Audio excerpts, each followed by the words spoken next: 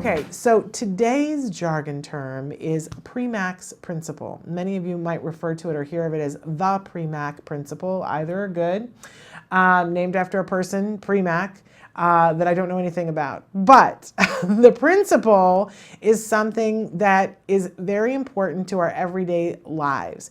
And if you are an individual who's on the autism spectrum, it's important that at some point you understand this, just like it's important for the rest of us to understand it, because this is kind of the keys to the kingdom. So let's take a look at what our actual definition, Premack's Principle, also referred to as the relativity theory of reinforcement, suggests that more probable behaviors will reinforce less probable behaviors. Okay, what? I don't know what that means. Let's move on to our working definition. Premack's Principle: when we make a desirable behavior the reward for doing something less desirable in order to make the less desirable behavior more likely to happen. Okay, we talk about reinforcement all the time, and I call it principle number one in ABA, that in order for us to do things on a regular basis, they have to be rewarding in some way, right? Well, that's sort of a twisted version of Premack's Principle, because Premack's Principle makes it a little bit clearer to us that in order to get somebody to do something, we will more than likely have success if we link it to something that's more desirable. Okay, and it also suggests, Premack's Principle, that it's equal and even force, right? So if you are asking somebody to jump up and down, and they already like to jump up and down, right? We don't need to offer them a free car for it, right? If you give someone a car, they will jump up and down, correct?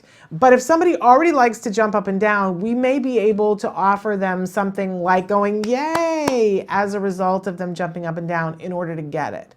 So very important, though, that sometimes I think, especially for parents and teachers, we get caught up in what we think someone will find desirable, and we get caught up in this idea of, well, I shouldn't have to reward good behavior.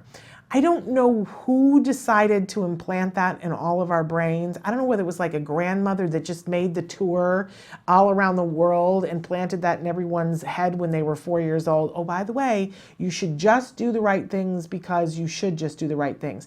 That's not based on any science.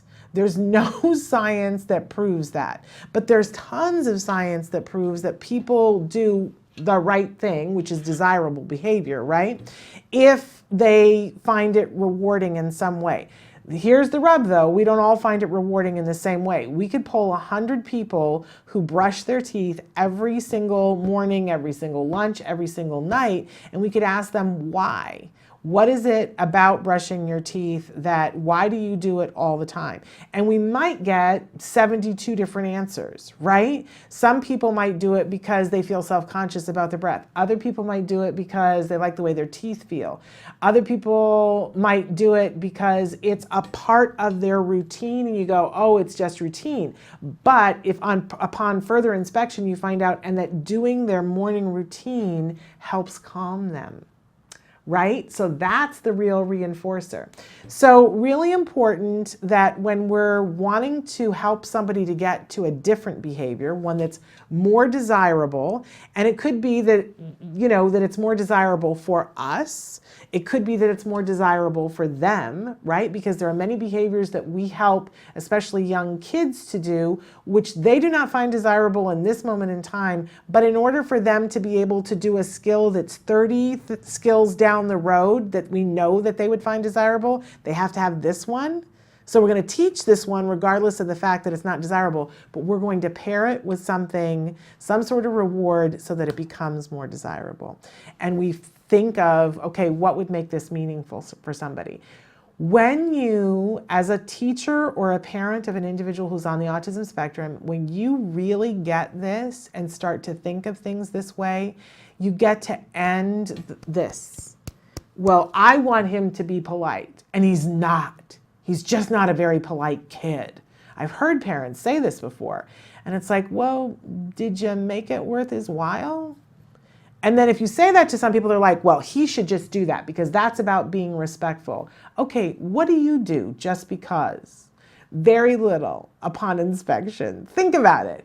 Well, I go to work every day. Yeah, you get a paycheck. And I just wonder, how long would you continue going to work after they stopped your paycheck? If they said, you are now on volunteer status. There are some people who would still go, but what's the paycheck then? It's the rewards of knowing you've done something well. There's always a paycheck. This is what I'm saying to you.